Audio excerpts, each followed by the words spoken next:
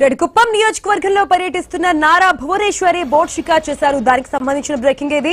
తమిళనాడు సరిహద్దుల్లోని నాయనూరు పంచాయతీ పరిధిలో కనకరాచం ఆలయం ఉంది.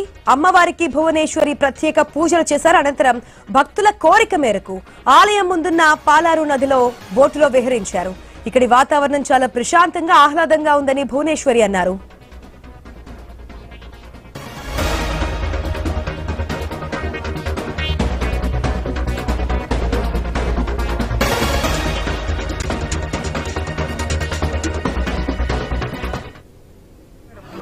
వచ్చినప్పుడు ఆ బోట్ లింక్ పట్టుకోండి, హ్యాండ్ ఇస్తే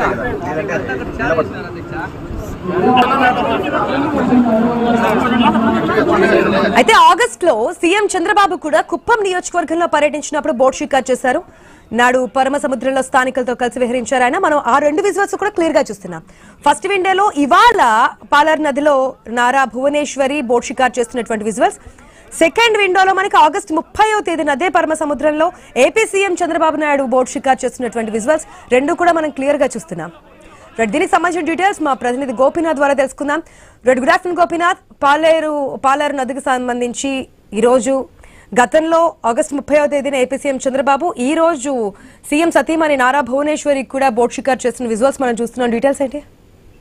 ఆశా, గత 4 రోజుల నుంచి కూడా నారా భువనేశ్వరి గారు కుప్పంలో పర్యటిస్తున్నారు. పలు అభివృద్ధి కార్యక్రమాలు కావచ్చు, అదేవిధంగానే డ్వాక్రా మహిళలు వీళ్ళంతా కూడా పెద్ద ఎత్తున వాళ్ళ సమస్యలకు సంబంధించి పూర్తి స్థాయిలో కూడా దృష్టి పెట్టడం జరిగింది. అయితే నిన్న కూడా ఆర్టీసీ బస్సులో కూడా ప్రయాణం చేస్తూ కూడా ప్రయాణికులతో కలివిడిగా వెళ్లారు.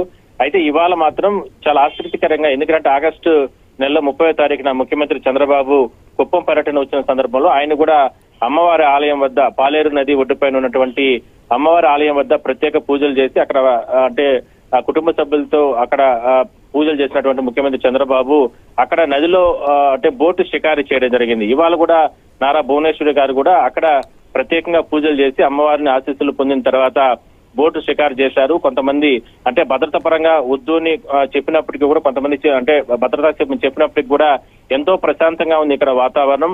అమ్మవారి ఆశీస్సులతో ఇక్కడ రైతులు కావచ్చు, అదే స్థానిక ప్రజలందరూ కూడా సంతోషంగా ఉన్నారు. వాతావరణం బాగుంది కాబట్టి తాను కూడా ఈ నదిలో బోటు షికారులో చేస్తానంటూ కూడా ఆమె పట్టుబట్టి మరి కూడా మనం వెళ్లడం జరిగింది. సో మొత్తం మీద అధికారులు చాలా జాగ్రత్తలు తీసుకుని ఆ బోటులో నారా భువనేశ్వరి గారిని ప్రయాణం చేయడం జరిగింది. మొత్తం మీద అంటే గతంలో కావచ్చు, ఇప్పుడు కావచ్చు.